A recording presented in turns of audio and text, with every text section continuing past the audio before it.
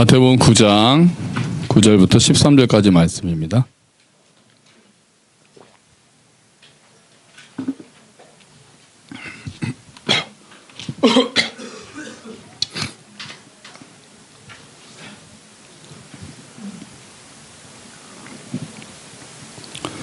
마태복음 9장 9절부터 13절까지 말씀 같이 한 목소리로 읽어보겠습니다. 시작. 예수께서 그곳을 떠나 지나가시다가 마테라는 사람이 세간에 앉아있는 것을 보시고 이르시되 나를 따르라 하시니 일어나 따르니라. 예수께서 마태의 집에서 앉아 음식을 잡수실 때 많은 세리와 죄인들이 와서 예수와 그의 제자들과 함께 앉았더니 바리새인들이 보고 그의 제자들에게 이르되 어찌하여 너희 선생은 세리와 죄인들과 함께 잡수시느냐. 예수께서 들으시고 이르시되 건강한 자에게는 의사가 쓸데없고 병든 자에게라야 쓸데있느니라. 너희는 가서 내가 긍휼을 원하고 제사를 원하지 아니하노라 하신 뜻이 무엇인지 배우라. 나는 의인을 부르러 온 것이 아니요 죄인을 부르러 왔노라 하시니라. 아멘. 아멘. 우리 또 노래해야죠. 가사가 조금 바뀌어서 가사가 조금 업그레이드가 돼서 외우셨던 거를 조금 포맷을 하시고 다시 한번 좀 봐주시면 좋겠네요. 우리 한번 합시다.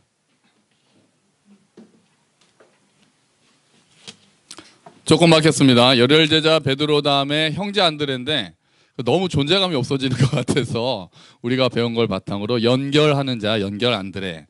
사랑의 사도 요한이고 형제 야고보 했는데 형제 너무 묻히잖아요. 그래서 처음에 순교한 제자라서 순교 야고보. 그리고 오늘 열심당 시몬 다음에 마태는 사실 성경에는 세리장이라고 나오진 않습니다. 이 날카로운 지적을 하신 분이 있었어요.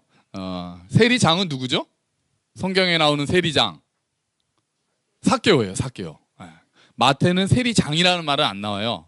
세리장이 있고 세리가 있었거든요. 그래서 세리로 바꿨습니다. 좀 더 고증을 해서 정확하게 합니다. 자, 그래서 새로 외우시고, 자, 예수님의 12제자. 자, 합시다. 예수님의 12제자 이름 외우자. 열혈 제자 베드로 연결 안드레 사랑의 사도 요한 순교 야고보 알페오 아들 야고보 다 열심당 시몬 세리 마태 의심하지 마 도마 빌립과 바돌로메 좋은 친구지 가룟 유다 배신자 최초 순교 스데반 사도 바울 전도왕 바나바와 실라 디모데와 디도 성경은 흐른다. 하나님과 함께한 참 믿음의 영웅들 그들 뒤를 따라 예수님과 함께 우리도 달린다. 네, 이렇습니다. 너무 다 외우셔가지고 지금 뭐 당황하시는 분이 계시나요? 뭐 당황하지 마시고 다시 외우세요. 머리가 웃기다고 아내가 사인을 보냈어요. 머리가 웃기면 뒤에서 사인이 옵니다. 막 이렇게. 근데 뭐 어떻게든 잘 안 돼서. 너무 붙었다. 이렇게 떴다는 뜻이거든요. 저게. 그럼 또 막 이렇게 해야 돼요. 근데 제가 또 여기가 짱구예요. 그래가지고 잘 이렇게 안 가라앉습니다. 익숙하시잖아요. 사인 다시 안 보내도 돼요? 괜찮아요? 자, 지난번까지 우리가 예수님의 12제자에 대해서 계속 하고 있어요. 오늘이 6번째인데 그동안 했던 그 사람들 있죠. 다인아, 내가 이걸 안 갖고 왔어. 근데 다음 장면 좀 보여줄래? 다인아, 넘겨줘 그냥. 다음으로 넘겨주고. 자, 이제 딱 하나씩 그걸 괜찮아요. 하나씩 그냥 엔터만 누르면 돼요. 자, 처음에 누구였습니까? 연결하는 자 안드레, 그죠? 그 다음에 우리가 누구랬죠? 예, 도마. 예. 그 다음에요. 뭐 순서는 몰라도 돼요. 그 다음에 우리가 한 사람이 그 나다나엘, 그죠? 바돌로메, 무화과 나무 아래 있었던 바돌로메. 그리고 하나님을 또 예수님을 오해했지만 나중에 다시 예수님을 이해한 야고보가 있었어요. 야고보, 제일 먼저 순교한 제자고요. 그 다음에 합리적으로 신중하고 굉장히 계산이 빠르고 합리적이었는데 그것을 뛰어넘는 예수님을 알게 되는 빌립, 우리가 이렇게 했습니다. 그리고 오늘은 이제 세리, 마태에 대해서 알아보는 겁니다. 꺼져요? 네. 자, 오늘 우리가 읽은 본문이 예수님과 마태가 만나는 장면인데요. 사실 마태에 대한 거는 이 장면밖에 없어요. 그 다음에 뭐 마태가 뭘 했다거나 무슨 말을 했다거나 이렇지가 않습니다. 그 정보가 많이 불충분하죠. 마태, 마가, 누가복음 세 군데 전부 다 예수님이 마태를 만나는 요 장면만 나와 있습니다. 마태의 다른 이름은 뭐게요? 누가복음, 마가복음에는 다른 이름으로 되어 있어요. 우리 주보를 보시겠어요? 주보 보시면 누가복음 5장 27절 한번 읽어보죠. 시작. 그 뒤에 예수께서 나가셔서 레위라는 세리가 세관에 앉아있는 것을 보시고 나를 따라오너라 하고 말씀하셨다. 이름이 뭐예요? 레위. 그러니까 마태라는 사람의 이름은 레위인 거예요. 그러면 우리가 어떻게 보냐면 그 당시는 이름이 막 두 개씩도 있고 있었어요. 레위가 아마 본명이고 마태가 나중에 예수님이 지어주셨을 거다 생각해요. 왜냐하면 마태의 이름의 그 별명, 마태의 뜻이 주님의 선물이라는 뜻이거든요. 그래서 아마 나중에 바뀌지 않았을까 우리가 그렇게 생각을 합니다. 자, 이제 마태의 직업은 세리였습니다. 그 당시에 세리는 돈이 많았을까요? 적었을까요? 네, 돈은 많았어요. 돈은 많았어요. 그리고 지식이 많았을까요? 적었을까요? 동화 뭐라고? 우리 강사무엘? 동화 별명이 강사무엘이에요. 지난주 수요일에 저녁에 엄마 따라서 성경 공부를 와서 엄마들한테 하는 질문을 옆에 있는 동화가 계속 맞추는 거예요. 그래서 제가 강사무엘로 이름을 지어줬어요. 이런 식이죠. 본명은 동화인데 목사님이 지어준 사무엘 뭐 이런 거예요. 레위가 마태가 되는 게. 그래서 동화야? 지식이 많다 적다? 뭐야? 맞아, 역시 사무엘이야. 네, 지식이 많아요. 세리를 하려면 일단은 뭘 알아야 되죠? 글을 알아야 되잖아요. 글을. 그리고 계산도 할 줄 알아야 되기 때문에 당시의 세리들은 여러 개의 국어를 할 정도였다고 합니다. 아람어도 해야 되고 히브리어도 알고 헬라어도 알고. 그러니까 세리가 그 당시에는 꽤 지식층에 속하는 직업이었던 거죠. 그러면 또 하나 있어요. 우리 사무엘 날 봐줘. 사무엘. 어이 사무엘자. 그러면 세리는 지식도 많고 돈도 많았는데 존경을 받았을까 못 받았을까? 맞아요. 맞아요. 오, 다 맞춰요. 100%예요. 우리 사무엘이. 네, 존경을 못 받았어요. 왜요?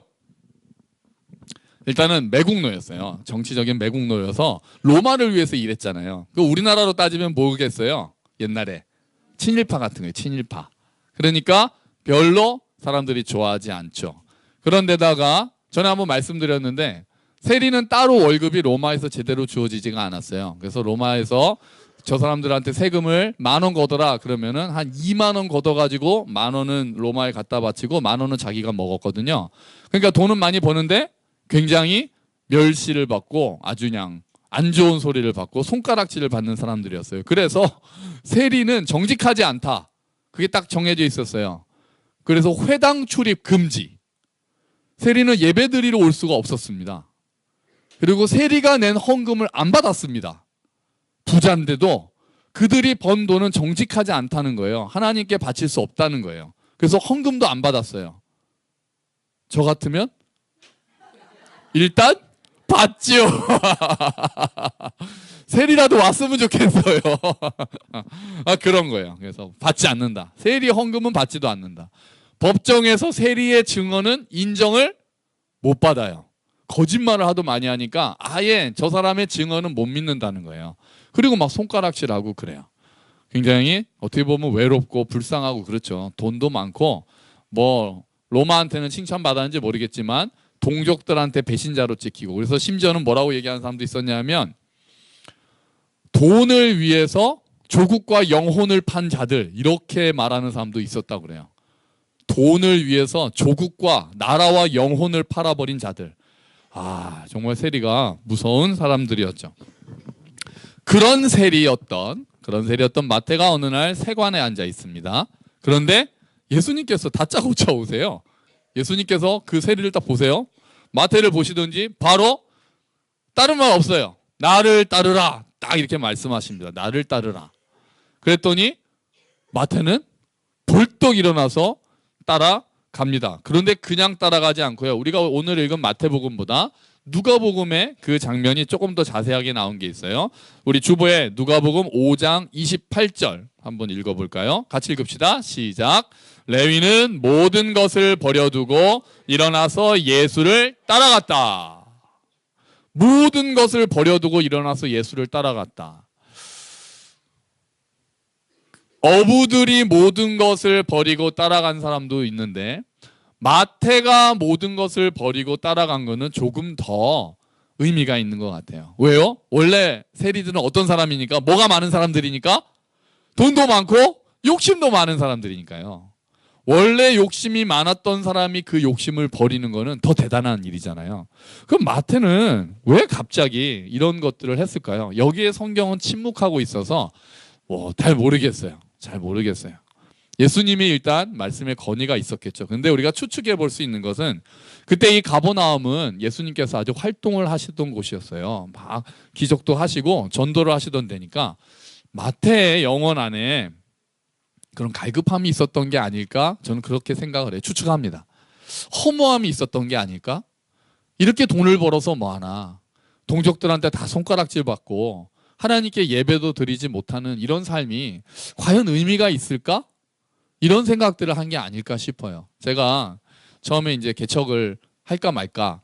사실은 저는 그렇게 개척하려는 생각을 처음에 그러니까 그때 하려는 생각은 안 했었어요. 근데 이제 제 동생이 하도 이제 밀어붙이면서 개척을 하라고 하면서 현기가 뭐라고 그랬었냐면 자기 주변에 이제 40대 중반 이렇게 되고 가니까 각 자리에서 이제 자리를 잡은 경우들이 이제 생긴다는 거예요. 아이들도 어느 정도 크고 직장에서도 어느 정도 위치에 있고 안정을 좀 찾는 거죠. 30대는 정신 없잖아요. 막 애기 어리고 회사에서도 이제 막 한참 부려 먹힘을 당할 때이기 때문에. 근데 이제 40대 중반쯤 되니까 이제 어느 정도 위치를 가지게 됐는데 자기 주변에 그런 사람들 중에 허무함에 시달리는 사람이 너무 많다고 그러더라고요. 안정도 좀 됐고 아이들도 어느 정도 이제 크고 뭐 회사에서 어느 정도 자리도 잡고 뭐 집도 마련을 했는지 하고 돈도 있고 한데 그 마음속에 공허함이 생기는 사람들이 주변에 너무 많다고 얘기를 하더라고요. 마태가 그런 게 아니었을까요? 많이 있는데 이제 그것이 아무런 의미가 없어지고 그러니까 그것도 하나님이 녹화하신 거겠죠. 뭔가 갑자기 그랬는데 어떤 갈릴리 촌 사람이 나타나서 하나님에 대해서 이야기하고 복음에 대해서 이야기하니까 궁금하기도 하고 차마 가보지는 못하겠고 그런 막 갈등하고 있었던 상황이 아니었을까? 그렇게 저는 생각을 합니다. 그럴 때 예수님께서 그 말로만 듣던 예수님께서 나타나신 거예요. 그리고 나를 따르라 한마디 하셨을 때 마태의 마음속에 저분이 바로 진리다. 저분이 나의 문제를 해결해 줄 수 있는 분이다라는 확신이 들었을 줄 그런 것 같아요. 들었을지 모르겠어요. 이야기는 안 하지만 저는 그렇게 생각을 합니다. 그 나를 따르라라는 예수님의 부르심 안에는 용서도 포함되어 있던 겁니다. 네가 어떤 사람이었든지 상관하지 않겠다. 네가 매국노였든지 상관하지 않겠다. 네가 탐욕의 사람이었던 거 상관하지 않겠다. 이제 나는 너를 새로운 사람으로 만들겠다. 너를 새로운 존재로 바꿔주겠다. 나를 따르라.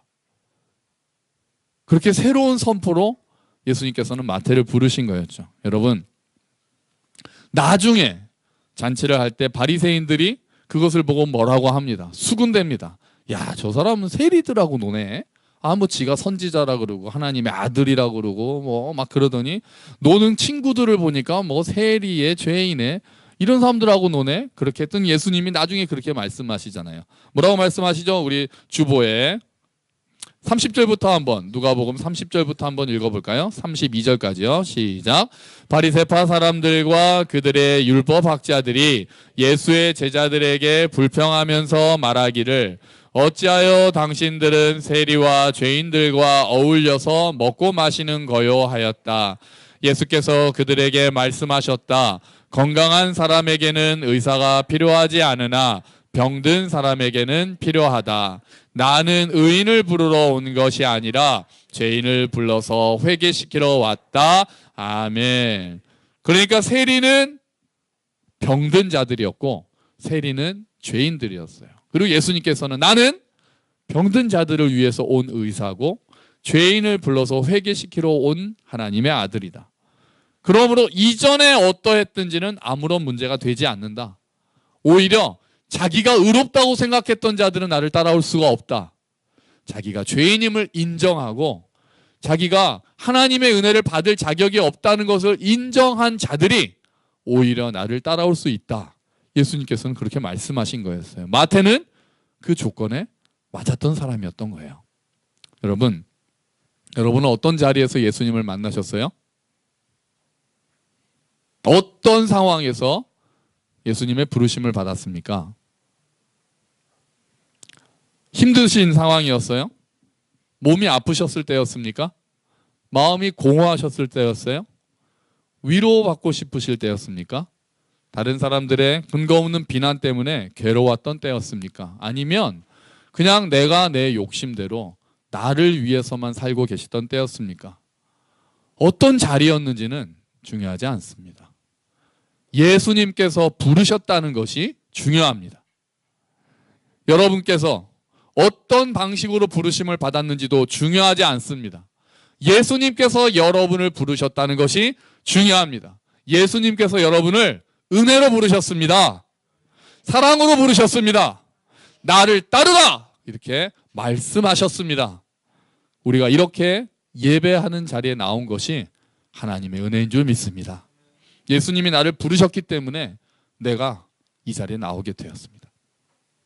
어떤 방식인지는 저는 다 모르지만 어떤 과정을 거쳐서인지는 모르지만 예수님께서 우리를 부르셨기 때문에 우리가 나올 수 있었습니다. 이제 우리는 그 음성을 조금 더 잘 들어야 하는 거죠. 그리고 이 자리에 와서 내가 정말 사실은 하나님의 은혜를 받을 자격이 없었음을 다시 한번 더 알게 되는 거죠. 그 은혜가 얼마나 큰지를 더 알게 되는 거죠. 이제 마태는 잔치를 엽니다. 엄청난 잔치를 여는데 그 잔치를 누가가 이렇게 표현을 해요. 29절 한번 주보에 있는 29절 한번 읽어볼까요? 시작. 레위가 자기 집에서 예수에게 큰 잔치를 베풀었는데 많은 세리와 그 밖에 사람들이 큰 무리를 이루어서 그들과 한 자리에 앉아서 먹고 있었다. 아멘. 레위가 자기 집에서 예수에게 큰 잔치를 베풀었다. 개역개정에는 예수를 위하여 큰 잔치를 베풀었다 이렇게 되어 있습니다. 동료의 막 세리들, 자기 친구들이잖아요. 막 많이 모여 있었겠죠. 이전에는 탐욕 때문에 재물을 모았을 텐데 이제 예수님을 위해서 그 재물을 쓰고 있는 거예요. 그동안 내가 나를 위해서 가지고 있던 것들을 예수님을 위해서 쓰는 것, 이게 존재가 바뀐 자들이 하는 일들입니다. 우리가 모든 것을 버려라 그러면 내가 갖고 있던 거 그러면 다 버리라는 얘기인가? 그럼 돈도 다 버려야 되고 뭐도 다 버려야 되는가? 그렇게 부르심을 받을 때도 있지만 그렇게만 부르심을 받진 않아요. 내가 이전에 가지고 있던 것들을 이제 주를 위해서 쓰기 시작하는 것이 새로운 존재가 된 자들의 자세입니다. 그동안은 내가 내 건강, 내가 내 몸, 내 fit을 아름답게 하고 내가 그 건강, 내가 좀 더 예뻐 보이고 내가 잘나 보이고 내가 건강해 보이고 그렇게 하기 위해서 내가 그냥 무병장수하기 위해서 내가 내 건강을 챙긴다. 내 돈, 나와 사랑하는 내 가족을 위해서 내가 쓰는데 열심히 번 돈으로 내가 쓰는데 무슨 이야기냐? 뭐라고 할 필요가 있느냐?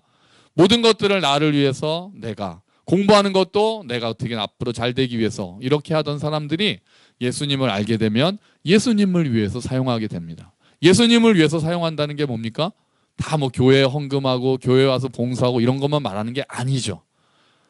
예수님이 사랑하셨던 사람들을 위해서 사용하고 예수님이 기뻐하시는 일들을 위해서 사용하는 것이 예수님을 위해서 하는 거예요. 교회에 와서 봉사하는 것도 해당이 되겠죠. 또 내 주변에 내가 이전엔 관심 갖지 않았던 사람들을 위해서 내가 내 물질과 시간과 에너지를 나누는 것, 하나님이 기뻐하시는 것들, 내 이웃을 사랑하는 일들에 관심을 가지기 시작하는 것들이 이제 새로운 존재, 예수님을 따르는 자들이 하는 일들이 되는 거예요. 공부해서 남주냐? 그런 얘기 옛날에 많이 들었잖아요. 근데 이제 우리는 바뀌어야 되는 거예요. 뭐라고 바뀌어야 돼요? 공부해서 남주자. 자, 우리 학생들 따라합시다. 공부해서 남주자. 좀 약한 것 같아요. 별로 남 주고 싶지 않은 듯한 느낌? 공부해서 남주자. 세게 외쳐야 되는 거예요. 자, 시작! 다시 한번. 공부해서 남주자! 남주자. 이게 약한 것은 공부를 안 하겠다는 뜻이거든. 공부를 해서 남을 안 주겠다는 뜻인 건지 아예 공부를 안 하겠다는 뜻인 건지 제가 잘 모르겠네요. 남 주기 위해서 이제 공부하는 거예요. 우리가 공부하는 목적이 달라지는 거예요. 예수를 믿으면 공부가 필요 없고 기도만 하고 교회만 오고 그런 게 아니죠. 공부를 이제 하는 목적이 달라지는 거예요. 남을 주고 하나님의 영광이 되기 위해서, 하나님이 기쁨이 되기 위해서 내가 이제 오히려 더 열심히 공부를 할 수 있는 거죠. 이런 설교 부모님들이 되게 좋아해요. 열심히 어쨌든 하라는 이야기니까. 우리의 삶의 방향이 바뀌는 거죠. 내가 무엇을 하는 목적과 의미가 바뀌는 거예요. 마태가 베풀었던 이 잔치는 어떤 의미가 있습니까? 자기가 가지고 있던 것들을 예수님을 위해서 베푸는 이 잔치에는 일단은 감사의 의미가 있을 거예요. 그죠? 예수님이 자기를 이전에 자기 삶을 다 잊어주시고 부르셨다는 것에 대한 감사의 의미가 있을 거예요. 그리고 자축하는 의미도 있을 거예요. 기뻤겠죠.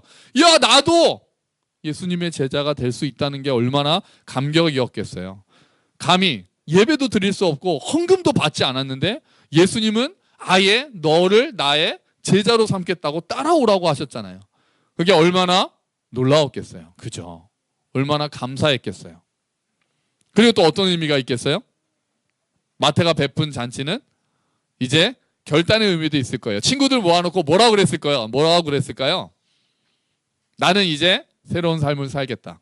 나 이제 손 씻는다. 이게 손 씻는 자리인 거예요. 나 이제 손 씻고 새로운 삶을 살 것이다. 나는 이제 이분을 따라갈 것이다. 친구를 떠나고 고향을 떠나서 나는 이분을 따라갈 것이다. 그런 결단을 선포하는 자리가 되었을 거예요. 또 어떤 의미도 있었을까요? 더 큰 의미는 제가 생각할 땐 예수님을 소개하려는 자리였을 것 같아요. 자기가 만난 예수님을 이제 친구들한테 소개해주고 싶은 거예요. 그래서 잔치를 여는 거예요. 그 교회에서 예를 들면 그게 뭐 하는 거죠? 새 생명 큰 잔치 이런 거 하잖아요. 막 먹을 것도 많이 갖다 놓고 또 외부에서 유명한 사람도 모셔놓고 막 하잖아요. 막 새 생명 큰 잔치, 그래서 태신자 기도하고, 그래서 교회로 초청하고. 마태가 그런 거 하는 거예요. 사람들 막 불러 모으고 내가 만난 예수님을 전해주고 싶은 거예요. 직접 와서 보라고. 야, 내가 이분 만나서 인생이 바뀌었고 이분은 너희들도 받아주셔. 세리 친구들이 그 유대인들한테 손가락질 받던 사람들을 데리고 오는 거예요. 예수님은 너희를 구원하러 오셨어. 그 기쁨을 나누고 싶었던 거죠. 지금 새생명잔치 굳이 그렇게 안 하더라도 자기가 개인적으로 만난 예수님을 전하는 전도도 원래 이렇게 해요. 가정으로 초청해서 식사를 하거나 아니면 차를 한잔 하거나 밥을 사주면서 예수님을 전하는 거죠. 이런 전도를 당한 사람이 나단모 자매예요. 전에 얘기 들었는데, 전에 있던 회사에서 회사를 들어갔더니 그 뭐 팀장님인가 뭐 혹시 이름 까먹었으니까 제가 그냥 할게요. 혹시 이 팀장님이 너랑 차 한잔 하자고 안 하디? 그러더래요. 그게 입사한 지 얼마 됐을 때라고 그랬지? 일주일 됐는데 딱 주변에서 혹시 이 팀장님이 너 부르지 않디? 그래서 아니요 그랬더니 곧 부를 거야. 곧 그날이 올 거야 그러더래요. 그게 아니나 다를까 며칠 후에 그 이 팀장이란 분이 다나 씨 차나 한잔 할까 그러더래요. 그랬더니 딱 데리고 가서 차를 한잔 하면서 예수님을 얘기하기 시작한 거죠. 뭐 이렇게 꺼내놓고 예수님에 대해서. 그랬더니 다나가 그때는 전혀 종교에 관심이 없어서 우주가 신이다 그랬대요. 난 별로 그런 거 관심 없고 뭐 저는 종교가 없고 그냥 저는 우주를 믿습니다 그랬대요. 그래서 뭐 그분은 거기까지 하신 거예요. 그러고 나서 근데 뭐 계속해서 뭐 하거나 특별히 그러지는 않았다 그러더라고요. 그런데 그 뒤로 몇 년 만인 거죠? 몇 년 만이에요? 7, 8년 전의 일이에요. 그리고 나서 우리 다나자매가 예수님을 믿게 됐잖아요. 그러고 나니까 그분이 생각이 나더래요. 7, 8년 전에 자기를 개인적으로 불러서 열심히 그리고 그분의 삶도 물론 예수님을 믿는 사람 같이 그래도 삶도 인정할 만한 삶이었다고 그래요.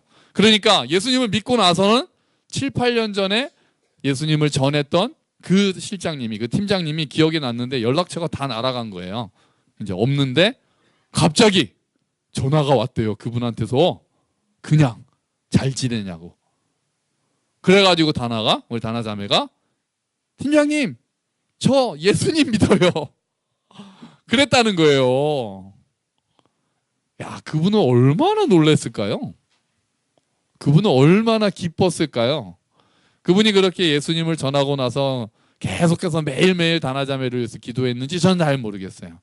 그런데 어쨌든 그렇게 뿌렸던 씨앗이 그렇게 한 사람한테 또 새로 아마 사람들이 올 때마다 그렇게 하신 분이었나 보죠.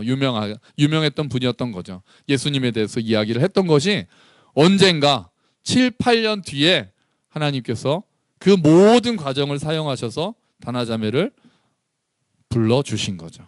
그렇게 쓰임받은 거예요. 마태의 이 잔치는 그렇게 쓰임받고 싶어하는 마태의 마음이 들어있을 거예요. 그리고 그 자리에 와서 예수님을 만난 많은 사람들은 아마 예수님을 믿게 되었을 겁니다. 이와 같이 마태의 삶은 새로운 잔치로 시작이 돼요. 마태의 새로운 삶이 잔치로 시작이 돼요. 그리고 이제 세리였던 마태가 용서받고 예수님의 제자가 돼서 예수님 제자의 삶을 살다가 그리고 예수님 증인의 삶을 살다가 순교합니다. 그리고 마태가 지금까지 우리에게 끼친 영향이 있죠. 뭘 썼습니까? 마태가 쓴 복음이 뭘까요? 우리 사무엘. 뭐라고? 누가 얘기했어? 라하? 이래? 마태가 쓴 복음이 뭘까요? 마태복음이에요. 마태복음. 그 마태복음을 써서 지금까지 우리가 알고 있는 거예요. 구약 성경을 가장 많이 인용한 것이기도 합니다. 여러분, 근데 마태랑 관련되는 이 장면을 보면서 저는 이제 교회를 또 생각해 보게 되었습니다. 교회는 어떠한 곳이 돼야 될까를 요 마태의 부르심 장면에서 생각을 하게 된 거예요. 처음은 교회는 세리들도 올 수 있는 곳이 되어야 되지 않을까 이렇게 생각을 했습니다. 무슨 말이에요? 세무서에 다니는 분들이 오셔야 되는 건가요? 헌금 많이 하실 분들이 오셔야 되는 건가요? 그 당시에 손가락질 받는 사람들, 다른 사람들이 인정하지 않는 사람들, 상처받은 사람들, 몸이 아픈 사람들, 힘든 사람들, 그런 사람들이 올 수 있는 곳이 교회가 돼야 되지 않을까 그렇게 생각했습니다. 예수님이 제자 중에 마태를 불렀다는 것은 예수님한테는 플러스일까요? 마이너스일까요? 어떻게 보면 마이너스죠. 왜요? 사람들이 볼 때 제자들 중에 세리가 한 명 끼어 있는 거예요. 그래서 저 세리 저놈이 저기 제자야. 저 물이 뻔하네. 그런 편견을 가질 수 있게 됐겠죠. 제자들은 좋았을까요? 그 기존에 어부들이 있잖아요. 베드로, 안드레 이런 제자들이 있는데 갑자기 예수님이 세리를 하나 데리고 왔어요. 아마 제 생각엔 베드로도 마태한테 뜯어 먹혔을지도 몰라요. 그동안에. 그잖아요. 어부니까 세금 내야 되는데 마태가 와가지고 야, 너 세금 내. 그랬을지도 몰라요. 그런데 그 사람이 자기랑 같이 이제 제자가 된 거예요. 그 제자들이 좋았을까요? 저 안 그랬을 것 같아요. 반발이 있었을 것 같아요. 예수님, 세리는 왜 불러요, 세리는? 그랬을 것 같아요. 근데 예수님은 그런 거 상관하지 않으시고 부르셨어요. 그리고 결국은 제자들도 그를 받아들일 수밖에 없었죠. 교회는요? 목사님, 저 사람은 우리 교회 오면 안 돼요. 저 사람 교회 오면 교회 분위기 나빠져요. 저 사람 제가 아는데 저희 동네 사람인데 저 사람 교회 오면 교회 분란 나요. 그런 사람 있을 수 있어요. 그런 사람 저도 두려워요. 하지만 어떤 사람은 교회 오면 안 된다. 이렇게 교회가 이야기할 수 있을까? 교회가 그런 곳이 될 수 있을까라는 생각을 할 때가 있어요. 자신은 없어요. 저도 우리 교회가 제가 어떤 사람이 와도 품어주고 어떤 사람이 와도 식구로 삼을 수 있겠다라는 자신은 지금 없어요. 그런데 하나님의 은혜를 아는 공동체라면 우리가 죄인이었는데 예수님이 우리를 부르셨다고 우리가 정말 생각한다면 그 어떤 사람이 오더라도 물론 진정한 마음으로 예수님을 알고 싶다고 찾아온다는 그런 게 있어야 되겠지만 그 사람이라면 우리가 받아줄 수 있어야 되지 않을까, 그런 생각을 하는 거예요. 전에 있던 교회에서 이게 다른 교회 다니시다가 몸이 아파서 먼 교회를 못 가고 가까운 교회로 오시는 분들이 계셨어요. 그러니까 평생 먼 교회를 다니시면서 막 1시간씩 버스 타고 다니시고 하시니까 이제 헌신하셨다가 이제 다 몸이 아프시니까 못 가시고 오신 거예요. 그분들은 맨날 아유 그냥 늙어서 와서 짐만 된다, 그런 얘기 자꾸 하세요. 젊을 때 딴 데 가서 힘 다 쓰고 여기 와서 늙어서 짐만 돼서 미안해요 그러는데, 그런 게 아니죠. 오히려 그런 분들이 더 편안하게 오실 수 있는 곳이 교회가 돼야 되잖아요. 그렇지 않더라도 뭐 그런 분들은 비난받는 분들도 아니니까요. 우리가 어떤 사람은 저 사람 우리 교회 와도 되고 저 사람은 좀 안 왔으면 좋겠고, 그러면 안 되지 않겠어요? 우리가 같이 성숙해야 되겠죠. 우리가 그런 분들도 품어서 함께 잘할 수 있어야 되겠죠. 그런데 어쨌든 교회는 누구는 안 됩니다라고 말하면은 예수님께서 세리를 불러서 공동체를 만드시는 마음하고는 많이 멀어져 있는 교회가 될 수도 있어요. 그리고 저는 또 이 잔치를 보면서 야, 교회는 잔치가 돼야 되겠다, 이런 생각을 합니다. 교회가 너무 엄숙하고, 물론 교회 안에서 회개가 있고 심판의 경고가 있고 맞죠. 그리고 오면은 또 하나님 앞에서 엎드리고 울고 해야 되죠. 그런데 그래도 잔치 또한 교회의 큰 특징이 돼야 되지 않을까, 그렇게 생각을 해요. 교회는 기쁨이 있어야 합니다. 교회는 위로가 있어야 돼요. 교회는 격려가 있어야 돼요. 축하도 있고 나눔도 있고 기쁨도 있고 슬픔도 있고 회개가 있고 회복이 있고, 이 모든 것들이 있는 그 잔치처럼 이 자리도, 교회도 그런 곳이 되어야 되는 거예요. 기쁨의 잔치 또는 눈물의 잔치, 이별의 잔치, 만남의 잔치, 회개의 잔치, 회복의 잔치, 그런 곳이 교회가 되어야 되지 않을까, 그런 생각을 합니다. 그리고 마지막으로 교회가 마태의 잔치처럼 사람들을 와 보라고 할 수 있는 곳이 되어야 했다는 생각을 해요. 마태가 예수님이 여기서 계시기 때문에, 내가 예수를 여기서 만났기 때문에 사람들을 예수님께로 인도하기 위해서 잔치를 열었다면, 우리도 이 교회에서 함께 걷는 교회 안에서 기쁨과 슬픔과 눈물과 회개와 회복의 잔치를 경험한다면 이제 다른 사람들을 인도하고 싶은 자리가 돼야 되겠죠. 와 보라, 이렇게 얘기할 수 있겠죠. 저 사람은 정말 예수님을 만나야 돼. 그럼 개인적으로도 예수님을 소개해 줄 수도 있고, 또 우리와 함께 예수님을 알아가자고 초청할 수도 있겠죠. 우리 교회가 그렇게 돼야 되지 않을까, 그렇게 소망을 가지게 되었습니다. 우리의 삶과 우리의 교회가 이와 같이 되기를 주의 이름으로 축원합니다. 우리를 이전에 어떠했든지 상관없이 부르셨던 상처의 자리, 어쩌면은 탐욕의 자리, 또 허무의 자리, 공허의 자리, 그 어떤 자리에 있었는지 모르겠지만 그 자리에 상관없이 우리를 부르셨던 예수님을 우리가 이곳에서 만나고는 우리가 기쁨이 회복되고 잔치가 회복되고 우리의 삶이 주께로 방향을 바꾸고, 그리고 이 잔치에 다른 사람들을 초청하는 그런 삶, 그리고 그런 교회, 우리가 함께 그런 삶을 일구어 나가고 그런 교회를 함께 세워나가게 되기를 주의 이름으로 축원합니다. 오늘 우리가 잔치가 여러 개 있어요. 마침 딱 맞아요. 오늘 우리 새가족 환영 잔치 있습니다. 성찬식 우린 잔치로 하잖아요. 오늘 생일 잔치도 있어요. 야, 오늘은 잔치가 이어지는 날입니다. 마태가 열었던 그 잔치가 오늘 교회 안에서 다시 회복되어서 우리가 잔치 가운데 하나님의 은혜를 더 풍성하게 경험하는 귀한 날이 되기를 주의 이름으로 축원합니다. 아멘. 우리 같이 기도합시다. 우리의